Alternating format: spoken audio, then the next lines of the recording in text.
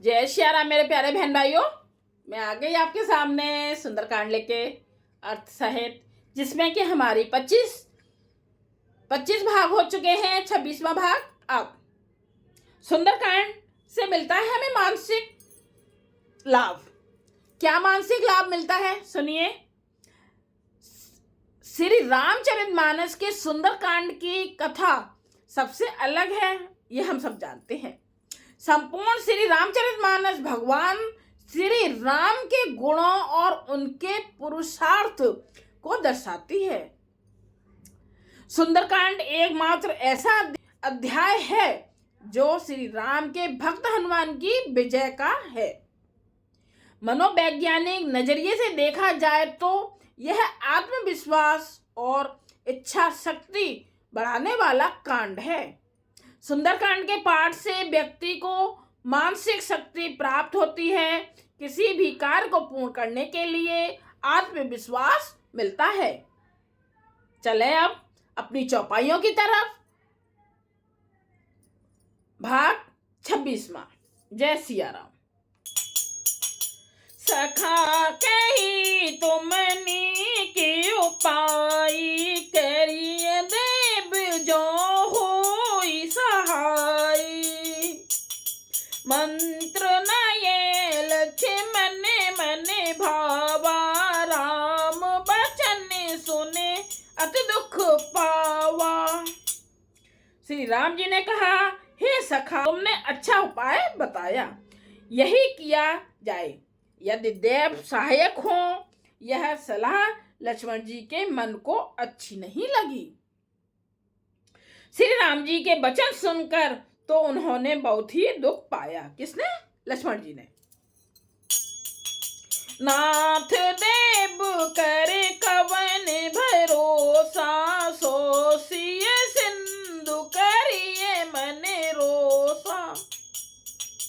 कादर मन कहूँ एक आधार, देव देव आलसी पुकारा।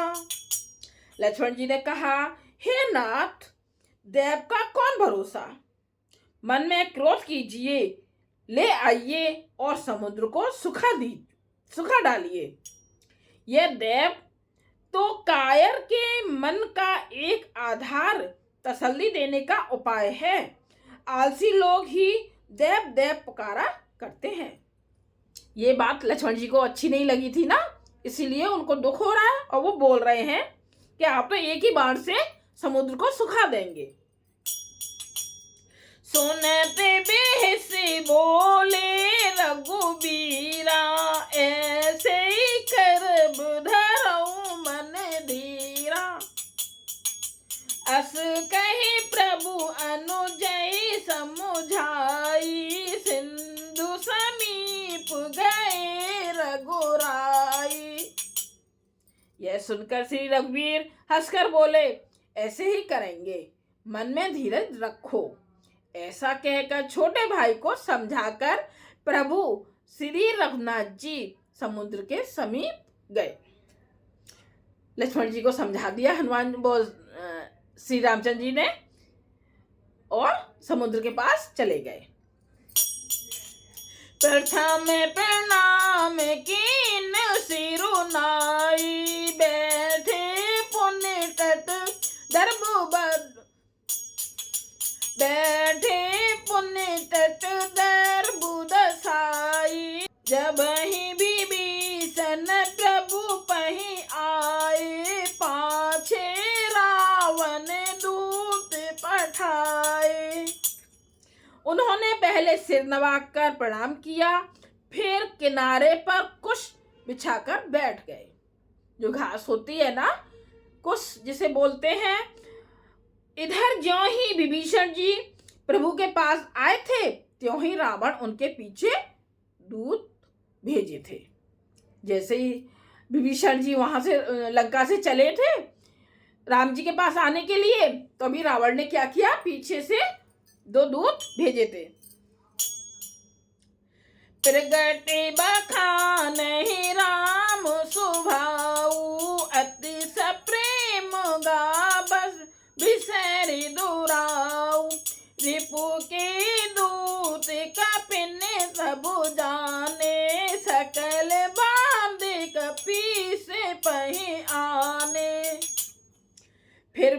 प्रकट रूप में भी अत्यंत प्रेम के साथ श्री राम जी के स्वभाव की बड़ाई करने लगे।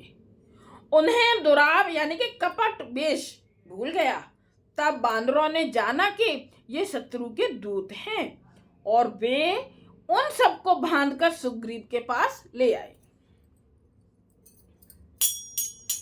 के सुग्रीव सुनाओ सब बानर अंग भंग करे पटवाओ निश्चय। सुने सुग्रीव बचन कपिधाय बांध कटक चहु पास फिराए। सुग्रीव ने कहा, सब बांदरों सुनो, राक्षसों के अंग भंग करके भेज दो।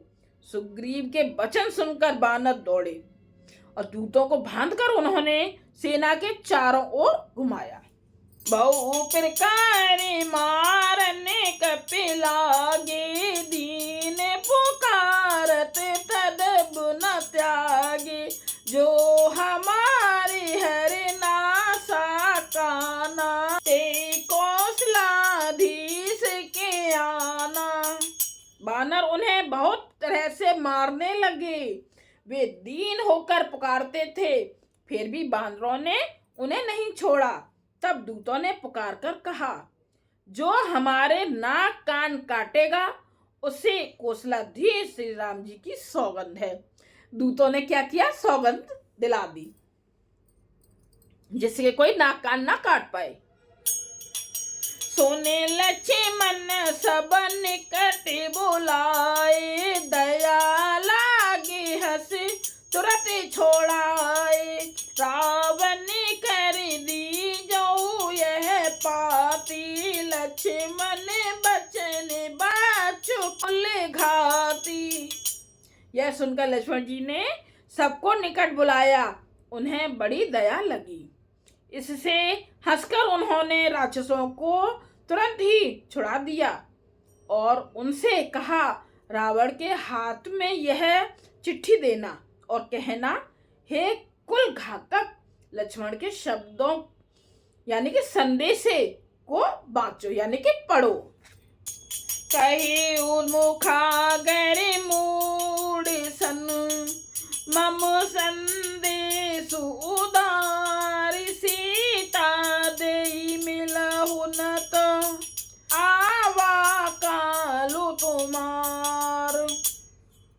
फिर उस मूर्ख से, जवानी यह मेरा उदार यानी कि कृपा से भरा हुआ संदेश कहना।